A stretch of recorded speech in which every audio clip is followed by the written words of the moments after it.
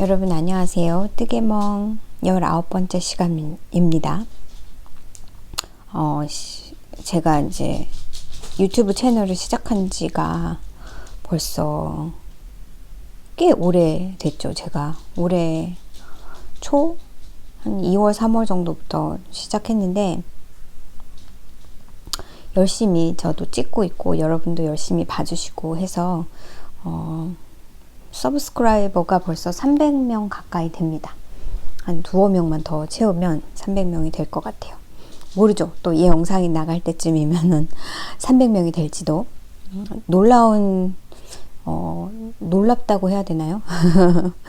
이제 처음에 시작할 때는 어떤 일이 있을지 모르고 시작을 했었는데 거의 그냥 하루에 한 명 정도씩 생긴다고 보시면 될 것 같아요.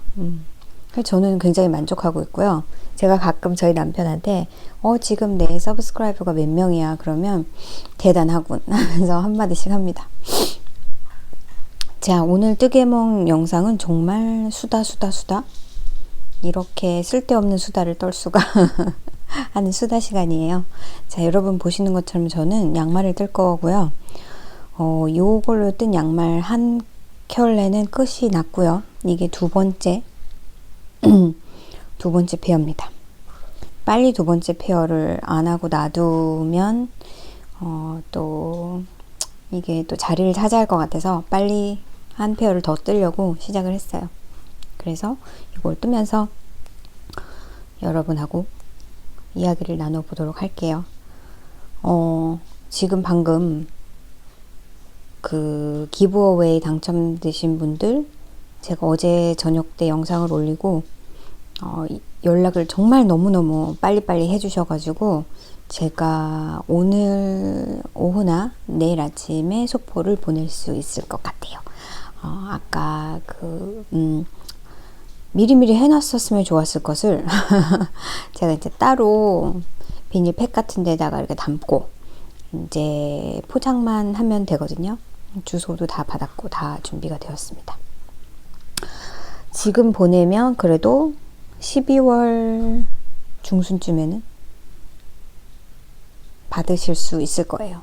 원래 12월이 소포가 더 느리기도 하고요. 그러니까 외국으로 가는 소포는 좀 느리기도 하고 해서 빨리 보내야 돼요. 지금 12월이 되기 전에 보낼 수 있게 되어서 너무나 다행입니다. 오늘이 월요일이니까 오늘이나 내일 보내면 될 것 같고요. 이제 한 분은 여기서 가까운 데 사시는 분이기 때문에 소포 붙이면 이번 주 안에 받으실 것 같고 두 분은 그러니까 한 분은 한국에 계신 분이고 한 분은 호주에 계신 분이었어요. 그래서 그렇게 다양한 곳에 사시는 분들이 다양하게 선택된 것 같아서 전 나름 되게 좋습니다. 여러분들 중에서 이렇게 좀 약간 부담 가지시는 분들도 있는데 어차피 보내기로 한 거기 때문에 외국으로 보내는 것도 상관이 없습니다. 그리고 제가 본 통계 자료에 의하면 제 유튜브 채널을 보시는 많은 분들이 한국에서 보시는 분들이 많아요. 제가 아무래도 한국말로 제 유튜브 채널을 운영을 하고 있기 때문에 어쩔 수 없는 것 같아요. 그래서 이제 실 같은 거는 그닥 무게가 나가는 게 아니기 때문에 항상은 아니지만 기브어웨이 할 때 웬만하면 그냥 다 포괄적으로 하려고 하고요. 그리고 이제 무거운 거나 그런 거를 보내야 된다거나 하면 한국은 제외할 겁니다. 그러니까 그거는 미국 안에서만 하는 거일 때도 있을 거예요. 그러니까 여러분 너무 부담 갖지 마시고 괜히 그러셔서 당첨 안 되시면 손해입니다. 자, 그래서 오늘은 잠깐 이거 하기 전에 제가 아침에 그걸 포장하느라고 기브어웨이 그것들을 이렇게 인디비주얼리 조그맣게 담고 하다가 이제 선물 정리를 했어요. 선물 이미 이렇게 조그만 백 같은 데다가 이렇게 다 넣어 놓긴 했었거든요. 근데 이 소피 스카프 제가 선물로 드릴 거라고 2개를 떴잖아요.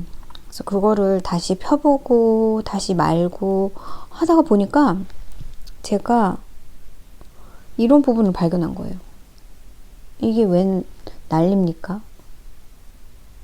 컷이 있는 거죠. 어쩌다가 이렇게 됐는지 정말 모르겠어요. 위빈을 하고 잘랐는데 다른 곳까지 잘랐다는 얘기인 것 같은데, 지금 엔드가 이렇게 많아서 이게 처음인가 마지막인가를 대강 보니까 이것이 마지막이면 그냥 여기 찾아가지고 풀르면 될 것 같은데 처음인 것 같아가지고 아무래도 여기를 다 잘라내든지 어쩌든지 해서 이거를 고치면 아무래도 티가 조금은 날 것 같아서 이 부분을 아무튼 이 부분을 좀 잘라내고 좀 정리를 한 다음에 스티치를 다시 홀드를 해서 새로 이 부분만 다시 뜰 것 같아요. 이게 웬 난리랍니까? 제가 확인 안 했으면 어쩔 뻔했어요. 속상합니다. 일이 하나 더 생겼습니다. 그래도 남은 실이 있기 때문에 가능하다는 거. 야, 정말 안도의 숨을 쉽니다, 제가. 오늘은 제가 그동안 책 얘기도 안 하고 뭐 그래서 제가 읽은 책들 얘기도 하고 영화 얘기도 하고 그거에 뭐 이렇게 맞는 또 그런 얘기들 좀 철학적인 이야기들을 조금 해볼까 해요. 제가 요번에 땡스기빙 때 놀러 갔다 왔잖아요. 그 에어비앤비를 빌렸는데 한 가지 너무 좋았던 거는 그 에어비앤비 TV에 서브스크립션이 되게 여러 군데가 되어 있더라고요. 그래서 그냥 기본적인 거 다 있지는 않고 기본적인 거 그냥 디즈니나 디즈니 플러스 뭐 HBO 뭐 여러 가지들이 굉장히 많았어요. 다 보는 것들은 아닌데 뭐 넷플릭스 이런 건 다 기본적으로 있고, 그래서 제가 디즈니 채널에 디즈니 플러스에 노엘이라는 크리스마스 영화를 꼭 보고 싶었는데 그것 때문에 디즈니를 할 수도 없고, 그리고 이거는 그러니까 다른 때 디즈니를 뭐 이렇게 뭔가 보고 싶은 게 있다 그러면 이렇게 가입을 했다가 바로 또 캔슬 하거든요. 한 달 정도 이렇게 몰아서 보고. 그런데 노엘 같은 거는 딱 크리스마스 그거잖아요. 그래서 다른 때는 보고 싶은 생각이 안 든단 말이에요. 근데 또 12월 달에 막상 보려면 또 볼 게 없는 것 같고 그랬는데, 아무튼 거기에 디즈니 그 플러스 서브스크립션이 있어가지고 그 영화를 봤습니다. 제가 디즈니 그 노엘이라는 영화하고요, 또 소울이라는 영화 두 가지를 다 봤는데 둘 다 너무 좋았습니다. 일단 노엘 NOELLE 거든요. 제가 그 영화에 대해서 안 거는 한 2년 정도 된 것 같은데, 그게 아마 넷플릭스에 잠깐 들어왔던 적이 있었던 것 같아요. 전혀 그런 영화가 있다는 걸 몰랐고, 그런데 그 스크린, 그 사진, 스크린 뭐라고 하죠? 그 스크린샷? 이렇게 영화들 막 이렇게 그림들 있잖아요. 거기에 그 노엘이라는 여자가 쓰고 있는 그 모자, 빨간 모자를 쓰고 있는데 그 모자가 너무 예쁜 거예요.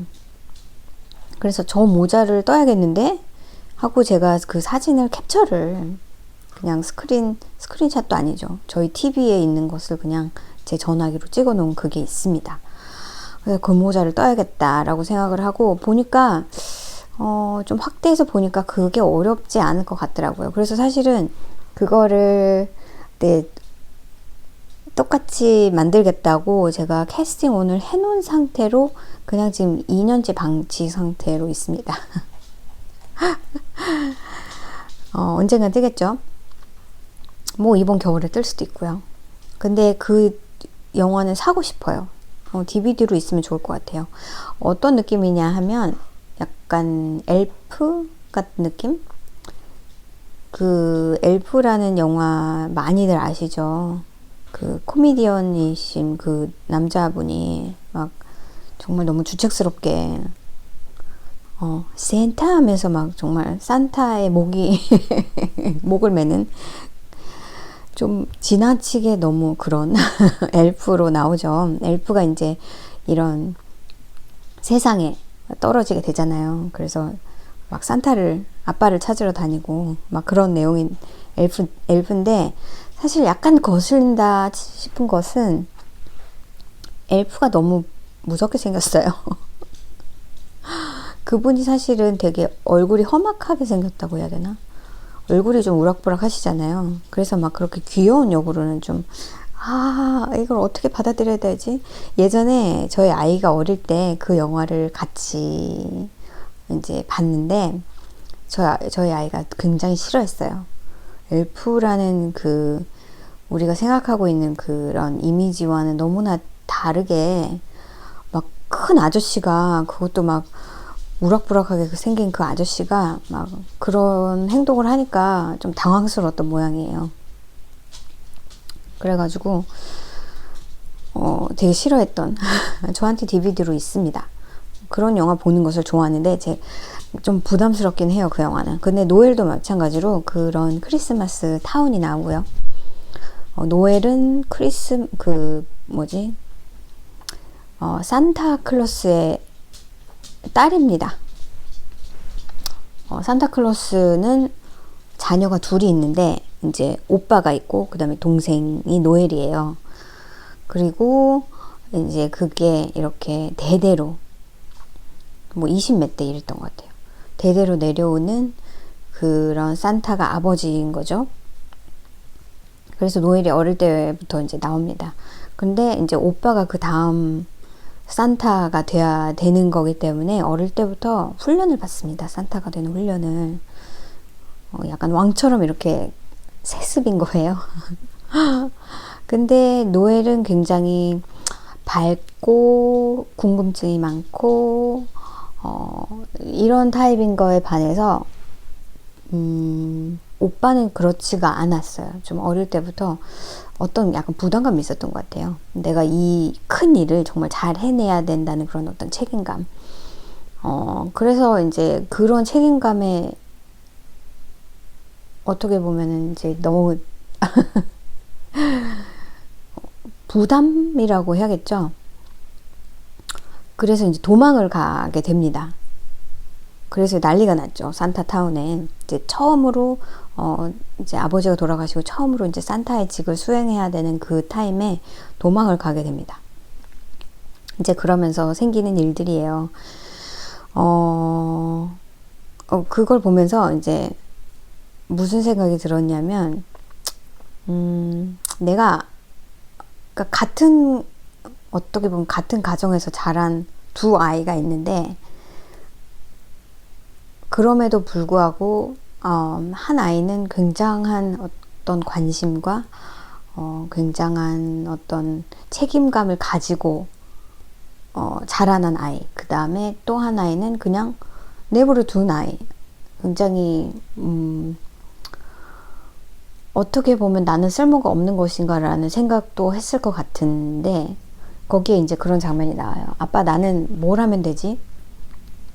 그러니까 이제 아빠는 이제 딸이고 어차피 산타가 될 것도 아니고 하니까 너는 옆에서 너의 오빠를 도와주면 돼. 네가 하고 싶은 대로 다 할 수 있어. 뭐든 네가 도와주고 싶은 거는 다 해줘. 그러다 보니까 그 아이는 이제 산타는 자기 몫이 아니라고 일단 생각을 하고 도대체 나는 뭘 할 수 있을까를 굉장히 많이 생각을 했던 것 같아요. 그래서 뭐 이제 새로운 뭐 리본을 뭐 제작을 한다든지 아니면 그런 어떤 재미난 일들을 찾아서 본인 스스로가 하는 거죠. 왜냐면 굳이 하지 않아도 되는데 하고 싶으니까 하는 것들인 거예요. 그래서 부담도 없고 뭐 그래 뭐 이걸 잘 못했다 해도 뭐라 하는 사람도 없고 이제 그렇게 자라는 노엘. 그리고 그 오빠는 이거는 이렇게 하면 안 되고 이거는 이렇게만 해야 하고 어떤 규칙이 있고 어떤 그런 따라야 하는 어떤 그런 것들이 있잖아요. 부담도 있고 책임감도 있고 그런 상황에서 자란 그 아이는 그게 견디기가 힘들었던 거예요. 그래서 결과적으로는 도망을 가는데, 제가 이제 그거를 보면서 이것이 예로는 적당할지 모르지만 사실은 그렇죠. 훌륭한 어떤 인재예요. 다 가지고 있어. 예를 들어서 뭐 가수다. 그러면 가수가 아니라 노래를 정말 잘한다. 그런데 세상에 노래 잘하는 사람이 얼마나 많습니까? 그런데 모두 다 가수가 되는 건 아니죠. 노래는 잘하는데 스테이지 프라이트이 있다. 그러니까 무대에 설 수가 없는 거예요. 무대 공포증 같은 것이 있는 거죠. 무대에만 서면 목소리가 작아지든지 박자가 안 맞는다든지 너무 긴장을 한다든지, 그런 사람은 사실은 무대 체질이 아닌 거죠. 제가 봤을 때 어떤 능력 같은 거는 어느 정도의 능력만 있으면 그 다음은 어떻게든 바뀔 수가 있는 것 같아요. 노래를 잘하는 사람이 10명이 있다고 해서 10명이 다 가수가 되지 않는 것은, 난 노래를 잘하고 노래를 하는 걸 좋아하지만 가수가 될 필요는 없어 라고 느낄 수도 있고, 나는 그 모든 것들이 좋지만 정말 무대에 서는 건 공포스러워. 그런데 그 중에서 노래를 약간 그렇게 뭐 정말 원탑이다 이렇게 할 수 있을 정도로 하지는 못하는데 무대가 너무 즐겁고 즐겨. 그런 사람이 가수가 되는 거겠죠. 이제 시대적으로 그것도 많이 차이가 날 수 있을 것 같고, 뭐 예전엔 노래만 잘하면 다 돼. 그런데 요즘에는 노래도 잘하지만 무대 매너도 있어야 되고, 그 팬들과 소통도 잘해야 돼. 막 이런 요즘엔 여러 가지 다른 멀티를 원하는 세상이잖아요. 그래서 노래는 조금 부족한 것 같은데 애들이 쟤를 좋아하는 이유가 있단 말이죠. 그래서 그 모든 것을 갖고 있다 해도 결과적으로 나한테 맞는 것은 다르다. 뭐 그런 생각을 또 하게 된 거죠. 그 영화를 보면서. 그래서 영화가 되게 좋았고, 저는 이제 다른 거보다 제가 그 영화를 소장하고 싶은 이유는 너무너무 예쁜 것들이 많이 나옵니다. 예쁘다라는 것이 약간 그 헐리데이 스피릿에 잘 맞는 것들이 많이 나와요. 그래서 일단은 노엘이 입고 나오는 아웃핏이 정말 너무나 예뻐요. 노엘 역할을 한 그 배우 자체가 원래 이렇게 작고 귀엽고 앙증맞고 뭐 사랑스럽고 그런 것들을 모두 갖추고 있는 캐릭터이기도 하고, 그 안에 성격조차도 정말 웃음이나 미소가 떠나질 않는 그런 캐릭터인데, 일단 그 색감 위주가 이제 빨갛고 초록색이고 뭐 약간 그런 거죠. 근데 눈이 많이 있는 그런 그 노스폴이 배경이잖아요. 그래서 그 입고 있는 아웃핏이 다 귀엽고 예뻐요. 근데 이제 제가 그 영화를 보면서 저녁을 하면서 왔다 갔다 해서 제대로 완전히 풀리 느끼지를 못했기 때문에 다시 봐야 하기도 하고, 그래서 저는 DVD, 블루레이 뭐 아무튼 사서 다시 보긴 할 거예요. 그래서 그 핵뿐만 아니라 그 망토라든지 어떻게 입고 나오는 옷들이 굉장히 예쁘고요. 그리고 그 마을 안에 모든 사람들이 다 모자를 쓰고 다니는데 다 다른 모자이고, 그런 걸 보는 저는 이제 이 안에 깊이 들어와 있지 않습니까? 이 뜨개질에. 그러다 보니까 그런 것들이 눈에 많이 띄어서 정말 눈으로 너무너무 즐거운, 코믹적인 요소도 되게 많고, 여러분 생각하실 때 되게 뻔한 스토리예요. 뻔한 스토리라 뭐 별반 그렇게 다를 것은 없는데, 그냥 부담이 없고 이렇게 좀 마음의 상처라든지 아니면 좀 그런 어떤 그런 영화들이 다 그렇잖아요. 모든 영화들이 어떤 클라이막스를 찍죠. 그럴 때 약간 조금 부담스러울 때도 있기도 하고 한데, 그런 게 별로 없습니다. 그래서 좀 편안하게 볼 수 있는 그런 갈등이 별로 갈등이 없을 순 없는데 그렇게 전 갈등을 굉장히 싫어하거든요. 분명히 무슨 시련이 있겠지 막 그런 것들을 약간 부담스러워하는 편인데 이거는 물론 그 부분을 제가 자세히 보지는 못했습니다. 근데 좀 쉽게 지나갈 수 있는 그래서 되게 좋았던 영화예요. 노엘. 여러분들도 12월에 한번 꼭 보셨으면 좋겠어요. 그리고 또 본 게 뭐였죠? 제가 정말 말도 안 되는 이상한 넷플릭스 한국 드라마를 하나를 봤는데 그걸 참 끝까지 봤다는 것 자체가 너무나 충격적입니다.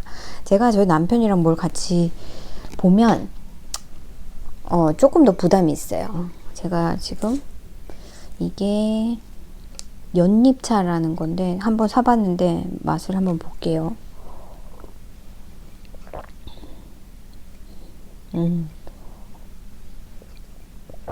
아직 뜨겁습니다.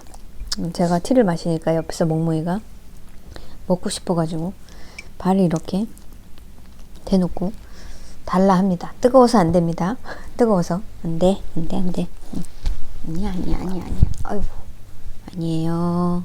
발을 이렇게 올리시잖아요. 이렇게 지금 잘 보이지 않으실 텐데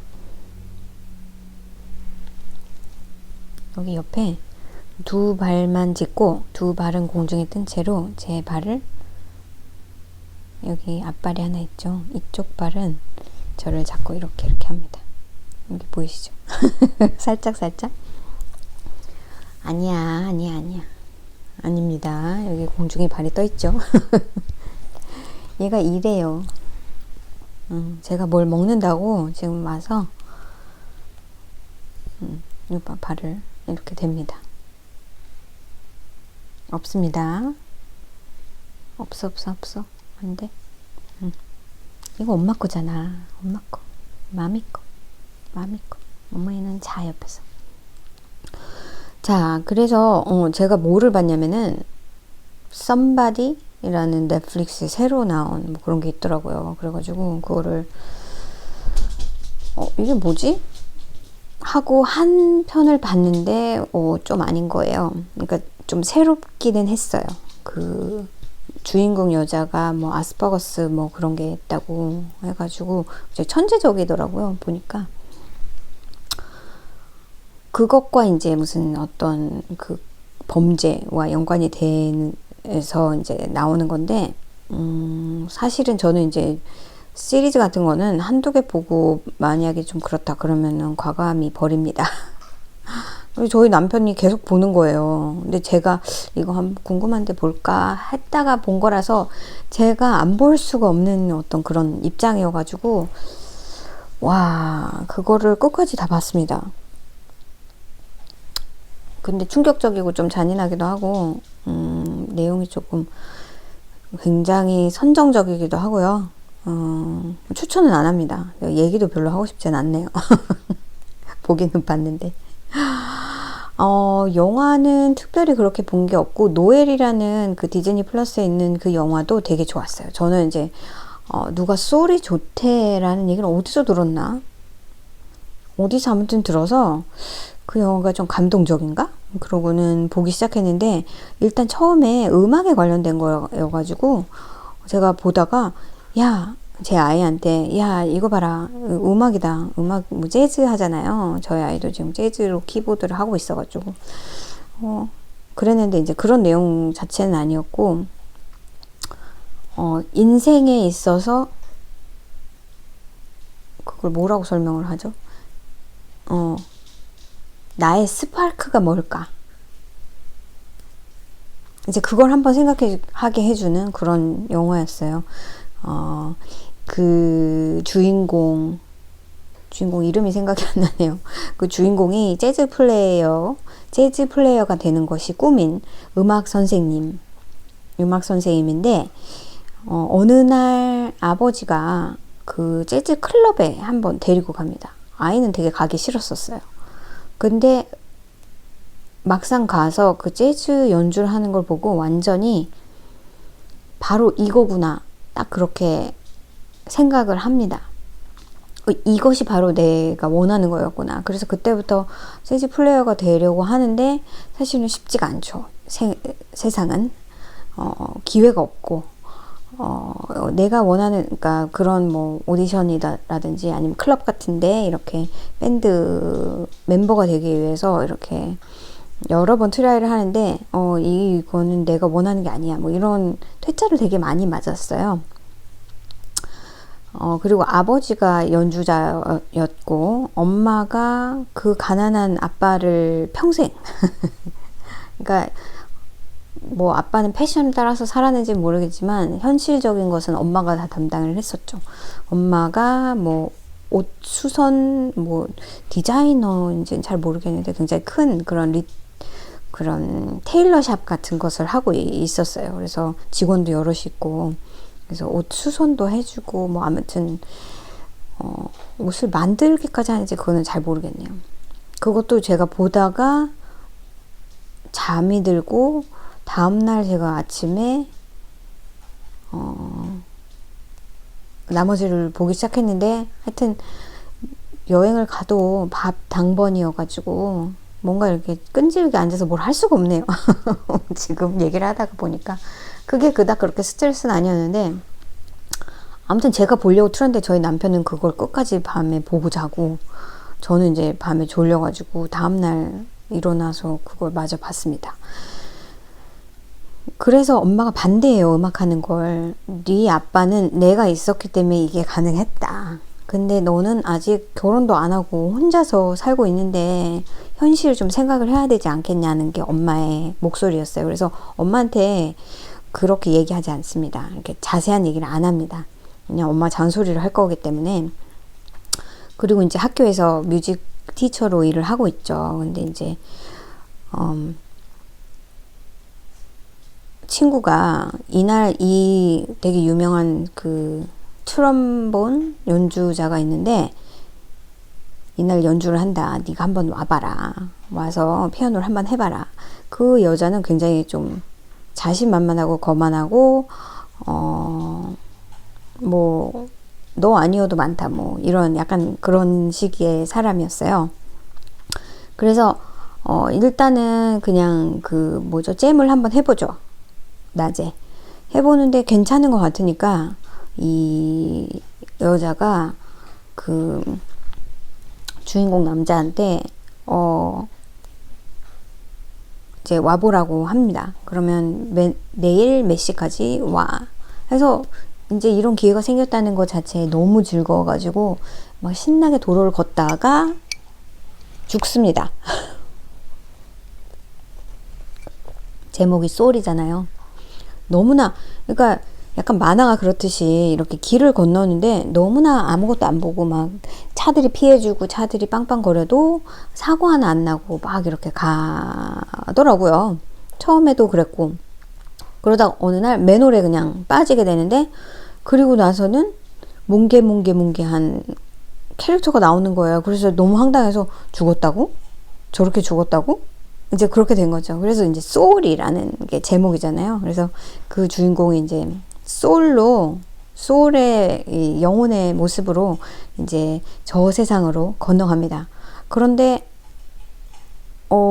황당했던 거죠. 내가 저기 안에 들어간다고? 그래서 이렇게 그런 모습 자체가, 그런 어떤 설정 자체가 되게 귀여워요. 그 영혼의 모습들이 뭉게뭉게 이렇게 귀여운 형태로 나와 있고, 이제 죽은 영혼들이 이렇게 어떤 길을 이렇게 컨베이어 벨트 같이 이렇게 그런 걸 타고 쭉 가서 이제 어떤 좋은 곳으로 들어가는 그런 모습들이 나와요. 근데 이 사람은 자기한테 딱 기회가 주어졌는데 그러자마자 죽음을 당한 거잖아요. 죽게 된 거잖아요. 그래서 믿을 수가 없는 거예요. 그래서 막 도망을 나와가지고 이제 그 소울들이 이제 펄퍼스를 찾아가는 어떤 그런 곳이 또 있었어요. 그래서 이제 거기에 머물면서 다른 소울들을 만나고 이제 페어로 다른 소울들과 이렇게 뭐라고 해야 되나, 이제 서로한테 도움이 되는 어떤 그런 멘토 관계로 이렇게 어떤 아이를 하나를 만나게 됩니다. 근데 이제 그 영화의 정말 주제라고 하면 나의 스파크는 뭔가 이제 그거 처음에 말씀드렸잖아요. 근데 이 주인공 남자가 생각했던 자기 라이프의 스파크라는 거는 어떤 불꽃, 이것은 음악이라고 생각했어요. 그래서 그게 없는 삶은 삶이 아니다라고 생각을 했는데 결과적으로는 그게 아니었던 거죠. 그게 저는 되게 감동적이고 의미가 있는 어떤 포인트였던 것 같아요. 그냥 라이프 그 자체로도 셀러브레이트를 할 수 있는 것이 결국은 삶이 아닌가라는 걸 한번 생각하게 해주는, 그렇죠. 그래서 가끔 제가 그런 생각을 합니다. 내가 뜨개질을 못하게 된다면 일단 여러 각도에서 생각해요. 저는 제 인생의 많은 부분을 뜨개질이 차지를 하고 있기 때문에 뜨개질을 하지 못하게 된다면, 아니면 뜨개질에 더 이상 관심이 없어진다면, 그 두 가지. 일단 못하게 된다는 거는 내가 어떤 사고를 당했거나 아니면 뭐 이제 나이가 들어가지고 눈도 안 보이고 손도 뭐 관절염이든지 이런 게 있어가지고 뜨개질을 못한다면 어쩔 수 없는 상황이잖아요. 그때는 놓아버려야 되는 상황이잖아요. 그거는 내가 하고 싶어도 못하게 되는 상황이죠. 그렇다면 그 다음에 나의 스테이지는 무엇일까라는 생각을 한 적이 있어요. 또 한 가지는 이제 제가 이거에 관심이 없어져 버리게 되는 거죠. 어느 순간부터. 이제 그렇다면 그 다음의 인생은 뭐가 될까? 그런 생각을 여러분들도 한 번쯤은 해보셨을 것 같은데, 제가 늘 어떤 생각을 하고 사느냐 하면, 그러니까 이것도 하나의 중독, 에딕이라고 볼 수 있죠. 근데 저는 뭐든지 에딕은 좋지 않다고 늘 생각하고 있긴 해요. 그런데 에딕이 없이 살 수는 없다고도 생각합니다. 좀 모순이 있지요. 그리고 에딕의 과정을 거쳐야 비로소 그 다음 단계로 갈 수 있다고도 생각합니다. 되게 말 자체로 들으면 굉장히 모순적인데 그게 그런 거예요. 브레이크스루라는 게 있는 것 같아요. 그래서 무슨 일을 하든 간에, 그러니까 예를 들어서 어떤 사람이 뭐 우드워킹을 배운다, 아니면 파러리 같은 걸 배운다, 그럼 뭔가를 한 가지를 배운다 그러면 매일매일 가랑비에 옷 젖듯이 이거를 10년을 두고 매일매일 1시간씩 그렇게 할 수 있어요. 그것도 하나의 뭐 일이 아니고 그냥 즐기는 거라면 충분히 내 삶을 살면서 여가 시간에 그렇게 충분히 하면서 살 수 있겠죠. 근데 그것을 넘어선다면, 그러니까 예를 들어서 나는 이게 갑자기 너무 좋아가지고 밤새는 것도 아깝지 않아. 그렇다면 그 사람은 한 달이건 6개월이건 1년이건 미친 듯이 한 가지에 매달리겠죠. 그런 사람들은 1년 안에 보통 사람들이 매일 1시간씩 하는 것에 10년을 한 것을 할 수 있다고 봅니다. 그러니까 그런 단계가 되고 나면, 그러니까 보통 사람들이 1시간을 한 10년이 되고 나면 나는 이제 이것에 대해서는 이만큼 알게 되었어. 그걸 뭔가 에딕이나 이렇게 아무튼 어떤 중독, 이거에 미쳐가지고 이렇게 하는 사람들은 1년 안에 그걸 이룰 수 있는 거죠. 근데 거의 마치 밥 먹고 이거 하고 밥 먹고 내가 좋아하는 중독이라고 하니까 너무 이상한데, 내가 좋아하는 것에 미쳐 있는 그 기간이 없으면 발전이 없단 말이에요. 근데 누가 그렇게 내가 정말 좋아하는데 가랑비에 옷 젖듯이 매일매일 조금씩 합니까? 많이 하게 되죠. 그러니까 내가 좋아한다는 거, 내가 패션, 내가 가지고 있는 어떤 그런 열정, 이런 것들을 그냥 쏟아붓는 거예요. 마치 이게 없으면 내가 죽는 것처럼. 그것이 에딕이잖아요. 그런데 이제 그런 단계에 이르면 어느 정도 나는 이걸로 이것도 할 수 있고 저것도 할 수 있고 저렇게도 할 수 있어. 그런 단계가 되는 거죠. 그 단계가 지나고 나면 어떤 브레이크스루가 생깁니다. 어느 단계까지 이르는 거예요. 이제 뭐 그거보다 더 해서 더 갈 수도 있겠죠. 이제 그 상황에서 내가 이것을 놔버렸을 때 내 삶이 유지가 되느냐. 이제 그게 항상 저는 그런 생각을 안 한 게 아니었어요. 뭐 맨날 그 생각을 하고 살진 않지만, 그렇다면 내가 갑자기 어느 날 피지컬리 아니면 정신적으로 어떤 일이 생겨서 뜨개질을 못 한다거나, 아니면 내가 그냥 all of a sudden 그냥 모든 이런 관심이 없어졌다. 그렇다면 저는 다른 것으로 무브온을 해야겠죠. 그게 이제 또 하나의 챌린지가 될 거고요. 그래서 어떻게든 이걸 하면서도 또 다른 한 가지 정도는 관심 있는 것을 하나 정도는 더 가지고 있는 것이, 그러니까 뭐 2개, 3개, 뭐 4개, 5개면 더 좋겠지만, 그런 걸 가지고 있는 것이 굉장히 정신 건강에 좋을 것 같다는 생각을 조금 했었어요. 그래서 제가 무슨 얘기를 하고 싶을까요? 인생은 뜨개질이 아니잖아요. 이걸 사실은 뜨개질을 하는 사람이 뜨개질을 객관적으로 보기가 쉽지가 않습니다. 왜냐면 이거는 굉장한 저의 패션이기 때문에 굉장히 주관적이죠. 남들이 봤을 때 전혀 이해가 안 가는 행동들을 저희는 하고 있잖아요. 이거 누가 왜 이렇게 열심히 해? 그냥 하나 사다 쓰지. 네가 양말이 100켤레가 왜 필요해?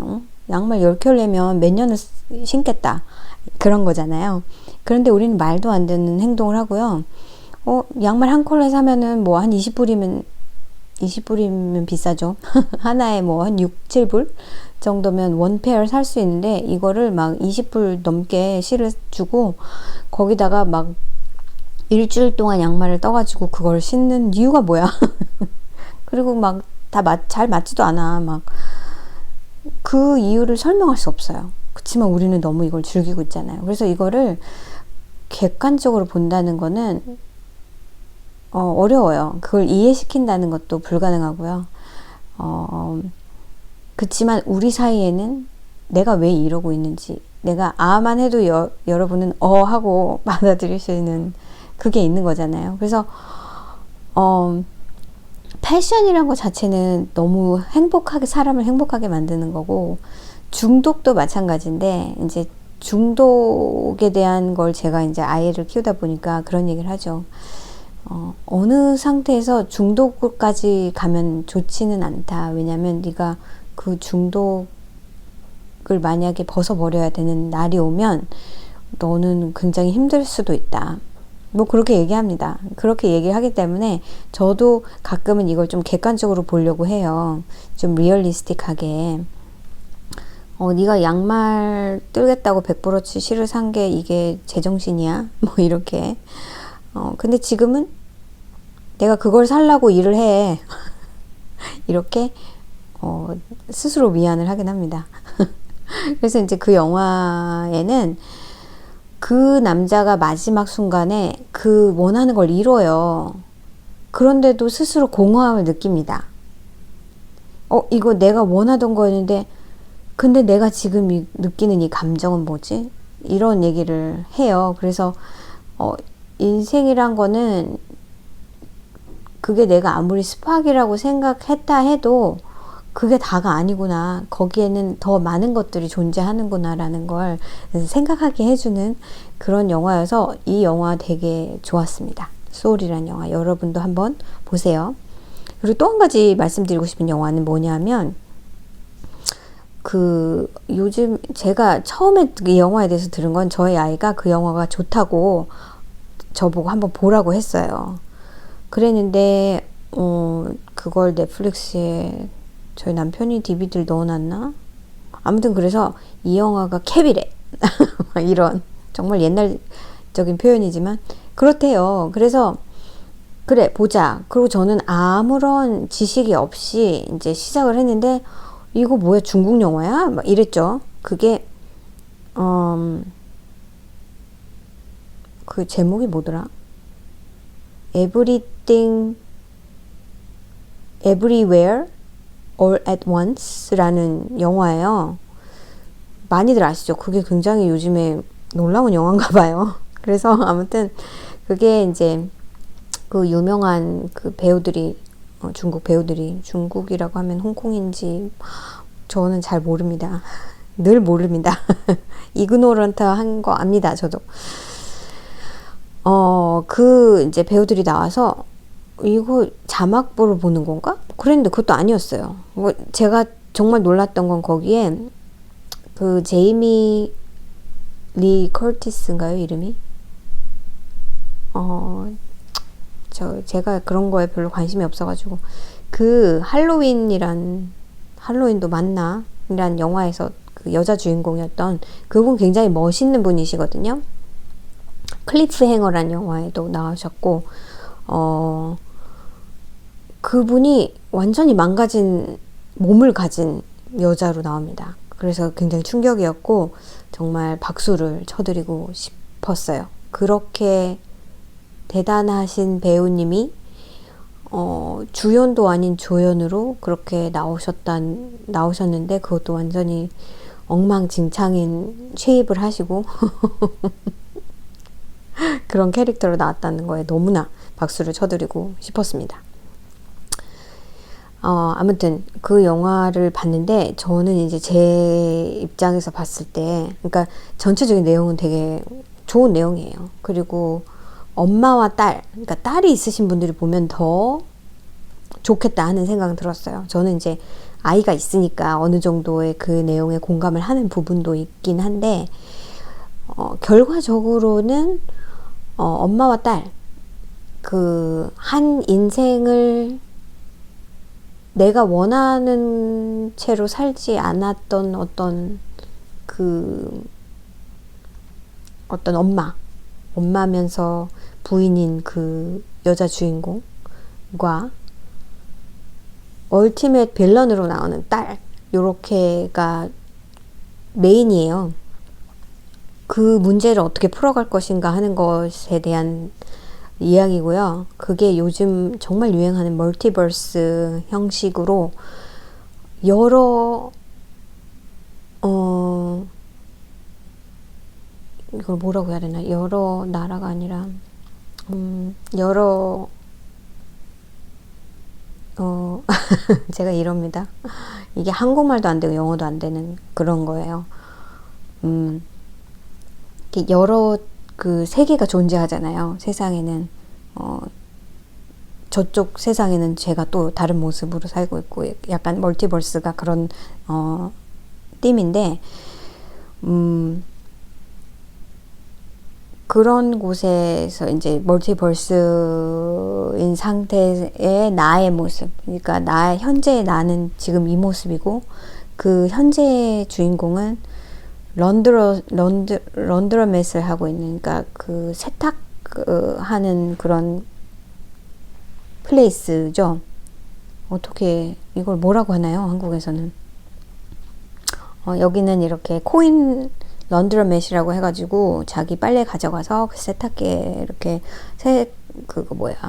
세탁하고 말리고 그 다음에 오는 그런 어떤 그런 비즈니스 같은 게 있습니다. 근데 그런 비즈니스를 하시는 분이고 텍스 문제로 굉장히 장사도 잘 안 되고 하다 보니까 텍스 문제로 굉장히 골치를 썩고 있는 모습이 처음에 등장해요. 그래서 많은 영수증과 데스크에, 그러니까 세무사를 보러 가야 하는 이제 그런 상태고, 남편이 있고, 그리고 약간 치매라고 보기도 약간 아리까리한데 조금 연로하신 아버지가 휠체어를 타고 다니는 아버지와 그 다음에 딸, 이렇게가 가족이에요. 근데 남편은 되게 성격이 좋고 다 잘 될 거야 이런 식의 약간 어떤 그런 성격을 가지고 있고요. 엄마는 이제 완전 악발입니다. 그래서 이거 해 막 이렇게 완전히, 그러니까 일도 해야 되고 아버지도 케어해야 되고 그다음에 자식도 이렇게 뭔가 이렇게 컨트롤을 해야 하는 약간 그런 강한 엄마이지만 엄마 스스로는 행복해 보이지 않았어요. 그런 주인공이 이제 어떤 시련을 겪게 되죠. 이제 멀티버스라는 그런 컨셉으로 그 주인공이 이제 다른 세계에 있는 자신의 모습을 보게 됩니다. 그러니까 느끼게 되고 어떤 그 어떤 멀티버스에 있는 자신은 죽기도 하고요. 또 어떤 멀티버스에 있는 자신은 정말 내가 원하던 노래를 하고 싶었던 그런 게 꿈이었어요. 어렸을 때. 그래서 그렇게 너무 잘 나가고 너무 유명해지고 막 예쁜 드레스를 입고 막 이렇게 외롭지만 결혼도 안 하고 외롭지만 자기 커리어를 이루어가는 그런 모습의 나를 보기도 하고 지금 현재는 아버지가 말렸지만 사랑에 빠져서 이제 부모를 떠나서 이렇게 살고 있는 거예요. 근데 현재 모습에 만족하지 않죠. 왜냐하면 나는 그런 꿈이 있었고 지금 사는 모습이 너무 힘이 들어요. 우유부단한 남편이 성격도 좋고 다 뭐 그런데 뭐 그러다 보니까 여자들이 조금 강해지는 경향이 있잖아요. 그래서 이 여자분도 막 시킵니다. 이거 해, 저기 가, 저 손님 봐, 저거 하고 있잖아, 빨리 가서 뭐 해, 뭐 이렇게 뭐 그렇게 시키고요. 그러다 보니까 굉장히 강한 여자가 되었던 거예요.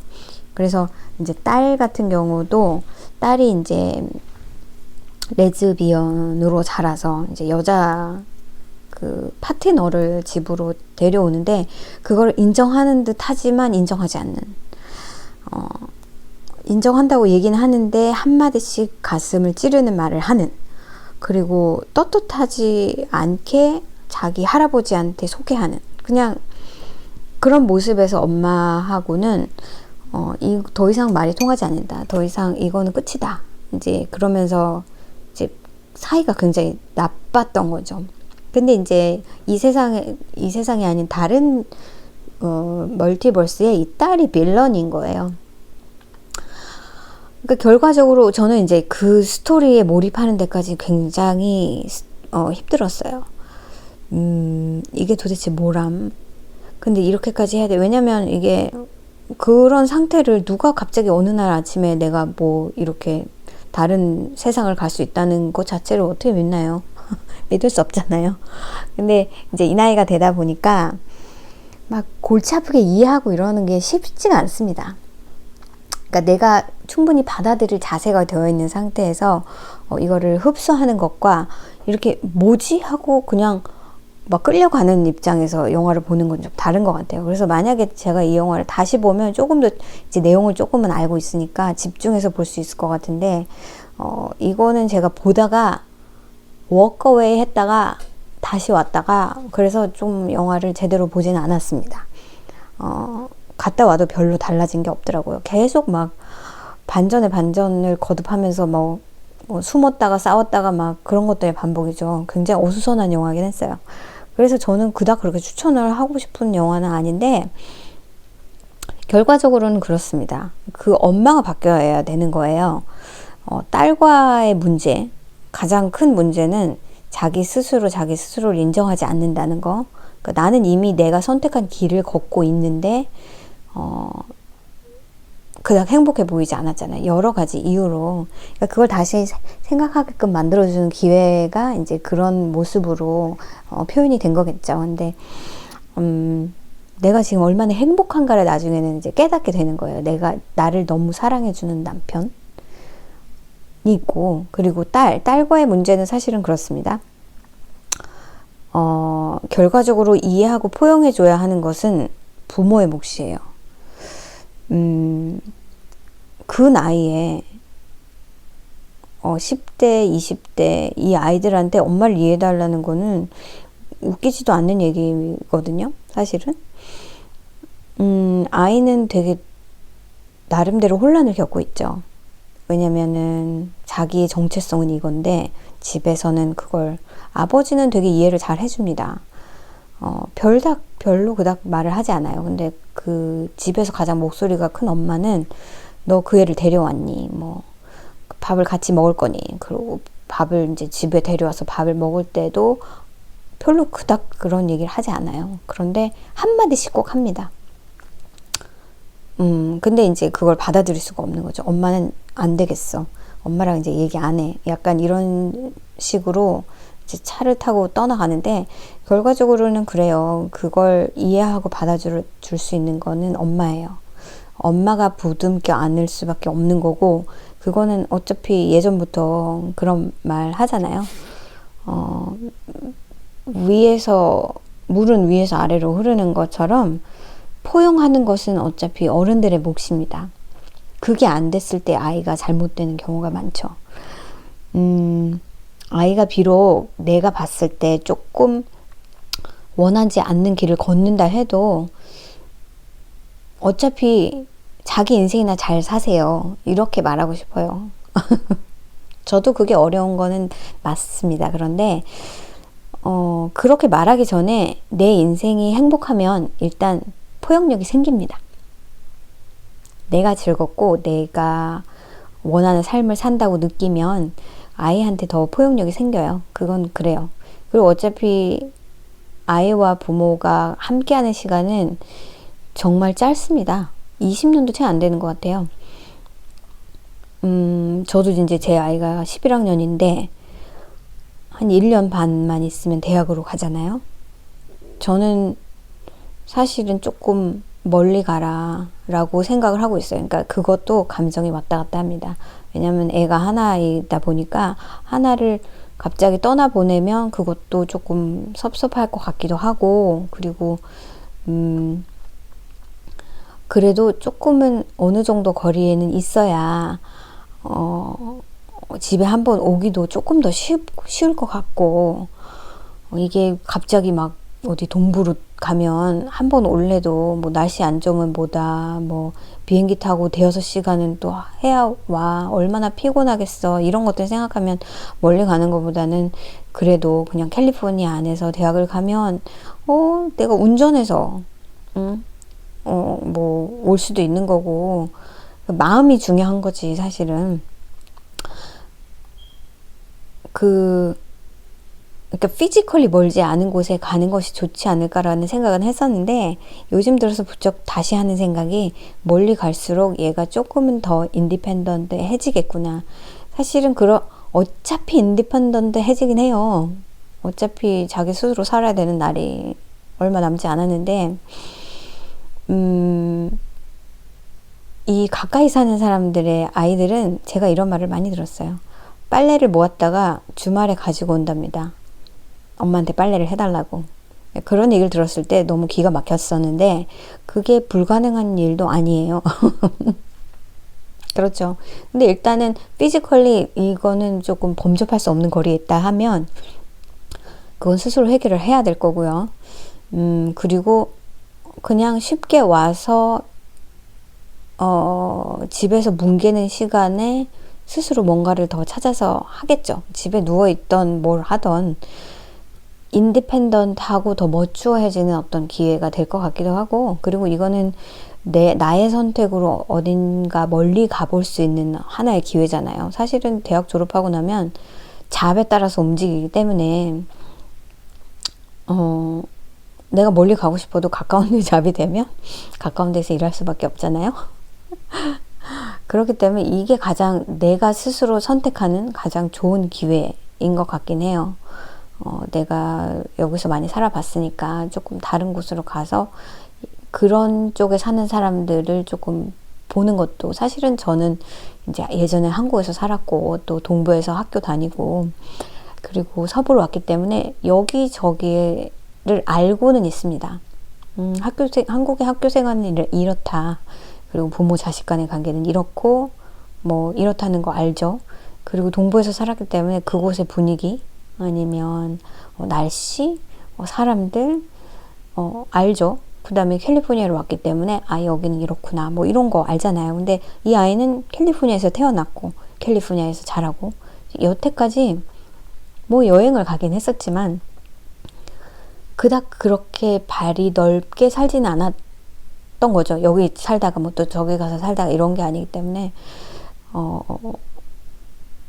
그러다 보니까 그런 기회를 내가 가까이 있는 게 좋지라고 그냥 묻어버릴 거는 아닌 것 같다라는 생각이 요즘에 많이 들었어요. 그래서 그 영화는 좀 그런 걸 생각해 볼 수 있는, 어차피 인정하지 않으면 안 되는 거고, 그리고 그건 어떤 갈등만 초래할 뿐이고요. 그렇다고 뭐 얘가 나쁜 짓을 하는데 나쁜 짓을 하도록 내버려 두는 거, 그런 건 아니지만 좀 이렇게 어차피 세대 차이는 극복이 안 된다고 하잖아요. 그래서 제가 관심 있는 걸 아이가 관심을 가질 수 없고, 아이한테 너무나 중요한 게 저한테는 그닥 중요한 일이 아닌 경우가 굉장히 많습니다. 그래서 그냥 지가 원하는 길을 갈 수 있도록 좀 도와주고, 정말 against law만 아니면 웬만하면은 이해해 주려고 노력을 하는 것이 부모의 가장 바람직한 방법이 아닐까라는 생각을, 그 영화를 보면서 이런, 또 특히나 사춘기 때는 딸하고 엄마 관계가 굉장히 힘들어질 수 있대요. 그러니까 저는 이제 잘할 때 잘 몰랐는데, 나중에 이제 엄마가 너도 사춘기 때 참 그랬지 라는 말씀을 하시면서, 그랬구나 내가. 근데 지금 생각해봐도 제가 굉장히 날카로웠던 것 같긴 하거든요. 그래서 뭐 이렇게 해도 마음에 안 들고 저렇게 해도 마음에 안 들고 그냥 모든 게 다 마음에 안 들어, 막 그런 감정을 가진 때가 있었어요. 그래서 그걸 보면서 이제 그런 기본적으로 어떤 스토리 라인인지 그걸 파악하시면서 영화를 보시면 좋을 것 같은데, 저는 복잡해서 다시 보고 싶을 생각은 없습니다. 막 진짜 우당탕탕 그 티피컬한 중국 영화 스타일이에요. 막 성룡 나오면 막 여기서 싸우고 저기서 싸우고 막 아프면서 또 싸우고, 막 결과적으로는 뭐 선은 이기고 뭐 악은 죽고 뭐 이렇지만, 일단은 그 내용 자체는 좋아서 사람들이 그러지 않았는가 하는 생각이 들었어요. 그래서 이 얘기를 하다 보니까 제가 책 얘기를 한 가지를 덧붙이지 않을 수 없어서 그 얘기를 마지막으로 하겠습니다. 제가 지금 아직 다 끝낸 책은 아닌데, 미드나잇 라이브러리라는 그래도 최근에 나온 책들 중에 하나예요. 이 제목을 들었을 때는 사실 이거 그냥 판타지겠구나 라고 생각해서 그닥 끌리는 책은 아니었는데, 제가 몇 달 전에 그냥 로컬 북스토어가 아니라 라이브러리 안에 있는 북스토어는 유즈드 북들을, 도네이션 받은 북들을 팔잖아요. 거기 가서 둘러보다 그 책이 하드커버로 있는 거를 봤어요. 그래서 그냥 집어왔습니다. 뭐 라이브러리 북들은 1불 뭐 이러잖아요. 50센트. 그래서 한번 읽어볼까. 책 상태가 너무 깨끗해서 새 책 같았고요. 그래서 일단 가지고 왔는데, 읽어보니까 제가 생각한 것보다 굉장히 무거운 소재였어요. 미드나잇 라이브러리라는 책은요, 그러니까 주인공이, 제가 아직 끝까지 읽지 않아서 도대체 어떻게 끝날지가 굉장히 궁금하긴 한데, 주인공이 죽기로 결심을 합니다. 사는 게 별 의미가 없다고 느꼈어요. 그래서 내가 이렇게 살고 있는 의미가 도대체 뭔가, 내가 없어도 별로 그렇게 세상이 달라지지 않을 것 같다는 생각이 들어요. 그래서 이제 처음에 시작할 때 뭐 죽기 며칠 전, 그 다음에 죽기 몇 시간 전, 뭐 이런 식으로 나오는데, 이제 마지막에 죽기 1시간 전 뭐 이렇게 나오다가 어느 그 라이브러리언을 만납니다. 그 라이브러리언은 자기가 어렸을 때 붙어 있었던 라이브러리언이었어요. 미시스 앨럼이라는 라이브러리언인데, 갑자기 이제 나타납니다. 그 라이브러리에. 이 주인공 여자는 라이브러리에 가끔 갔었어요.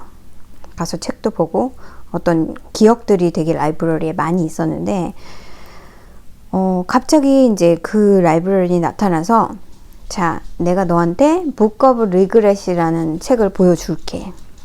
그 책을 한번 봐봐. 이제 뭐 그렇게 되면서 그 책을 보게 됩니다.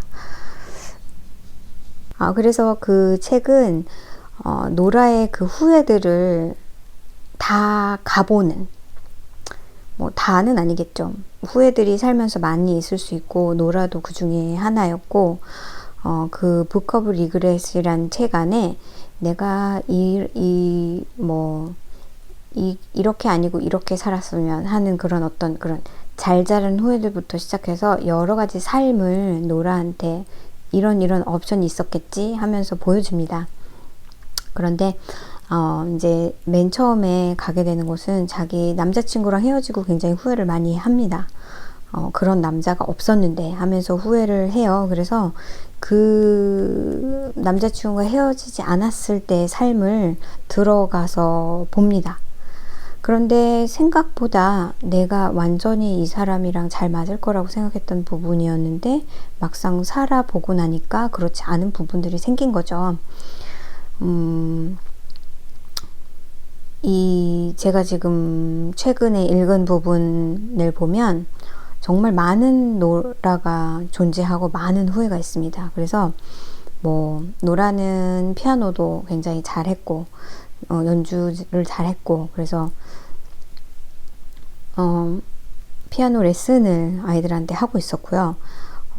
그리고 어릴 때는 수영을 되게 잘해서 미국 그 수영 챔피언십 이런 거에 나가서 메달을 따고 이랬던 총만 받는 그 수영 선수였는데, 그런 컴피티션에 대한 부담감이 너무 심해서 중간에 그만뒀다고 하더라고요. 그래서 그 수영 선수로 석세스풀한 그런 인생에도 또 가봅니다. 그곳에는 엄마가 아직 살아있고, 그리고 좀 소원해져 있던 오빠와도 잘 지내고 있고, 자기는 그 어느 때보다도 몸이 핏하고 아무거나 먹지 않고 굉장히 자기 관리를 잘하는 또 다른 모습의 노라가 있어요. 그런데 그 많은 곳을 다 처음에는 사실은 한두 군데 가보고 나 그냥 죽게 내버려도 가봐도 별로 신통치 않았던 거죠. 그래서 나 이런 거에 더 비짓하고 싶은 생각이 없어 하고 노라가 얘기하는데, 그러지 말고 조금 더 가보는 게 어때. 그래서 참 여러 곳을 갑니다. 그게 책의 거의 대부분의 내용이에요. 이런 삶에 가서 내가 느끼는 것들, 나는 술을 하나도 못 마시네, 이 생에서는. 뭐 아니면 뭐 어떤 생에서는 노라가 수영 선수는 그만뒀지만 진짜 어떤 섬 같은 데 가서 수영 강사를 하고 서핑을 하면서 그렇게 진짜 마음 편하게 지내는 그런 라이프도 있어요. 그리고 뭐 완전히 망가진 인생을 사는 노라도 있고, 또 그냥 평범한 가정의 엄마로서 또 아이를 키우면서 사는 노라의 모습도 있고, 뭐 아주 석세스풀한 그런 어느 무슨 학교의 교수가 된 노라도 있고, 몸이 아픈 노라도 있고, 아주 건강한 노라도 있고, 그리고 약에 쩔어 사는 노라도 있고, 약이라고는 타이레놀도 먹지 않는 건강한 노라도 있고, 정말 너무나 많은 노라가 그 책 안에서 존재합니다.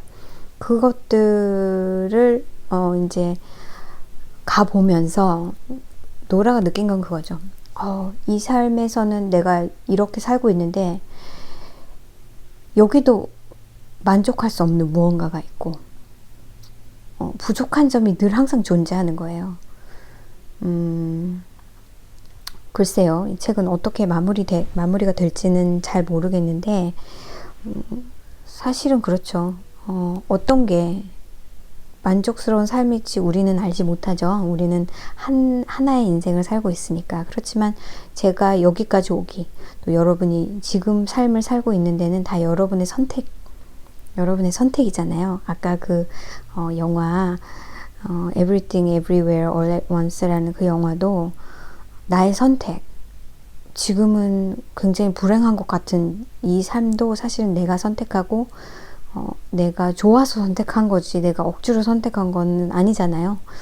뭐 억지가 됐든 뭐 이게 자이던 타이건 간에 지금 내가 살고 있는 이 삶이 최선이다 라는 걸 좀 생각하게 만들어주는 그런 책인 것 같아서, 뭐 끝은 어떻게 디스포인트하게 끝나진, 그러다가 뭐 그냥 자살을 한다 이렇게 끝나진 않을 테고, 뭐 어떤 방법으로든 매듭을 잘 짓긴 할 건데, 여러분이 한번 보셔도 좋을 것 같아요.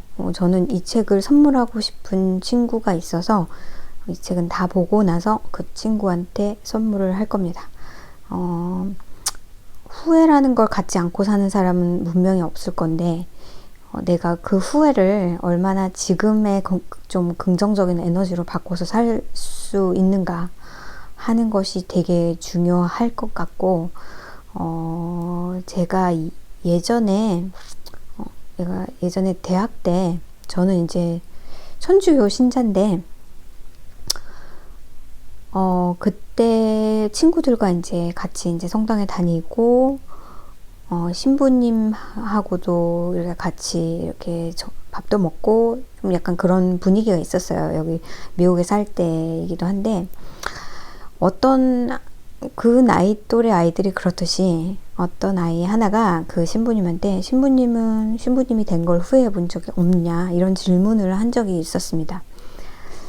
근데 사실 그렇게 말을 안 해서 그렇지, 저희와는 정말 다른 삶을 살고 계신 분이잖아요. 결혼도 안 하시고, 일단 조금 우리가 보기에는 좀 신기한 어떤 다른 세상에 있는 듯한, 그래서 그 질문을 한 그 아이의 대답을 모두가 이렇게 귀를 쫑긋 세우면서 들었는데, 그 신부님이 하신 말씀이 정말 명언이라면, 그때 제가 그렇게 생각을 하는 거구나 라는 걸 처음 느꼈던 게, 이건 내가 선택한 거니까, 그 말씀이 다였어요. 그러니까 뭐 그런 적도 있고, 뭐 나는 뭐 이런 생각도 하고, 뭐 이런, 그렇게 막 이렇게 월디한 그런 말이나 설명이 아니라, 이건 내가 선택한 인생인데 라고 그냥 말씀을 해주신 게 저한테는 굉장히 머리를 한 대 맞는 듯한 그렇지, 지금 내가 살고 있는 거, 지금 그가 살고 있는 거, 지금 저 사람이 살고 있는 건 모두 다 나의 선택이잖아요. 그 선택을 블레임할 사람은 나밖에 없습니다. 그 선택을 깨는 것은, 깰 수 있죠, 물론. 근데 그것은 내 선택을 신뢰하지 않는다는 얘기밖에 안 되잖아요. 얘기가 점점 딥해지긴 한데 아무튼 그런 내용이었고요. 여러분도 한번 읽어보시고, 또 좀 뭐 여러분이 보셨을 때 재미있다거나 아니면 좀 의미 있는 내용의 책이나 영화 여러분 좀 공유하고 싶으신 분들 있으면 서스름 없이 많이 나눠주시고, 아무튼 또 열심히 뜨게 하시고, 다음번에 에피소드 영상에서 또 즐겁게 다시 만나도록 해요. 잘 보내시고 아프지 마시고, 여러분 지금까지 봐주셔서 감사합니다. 안녕히 계세요. 바이.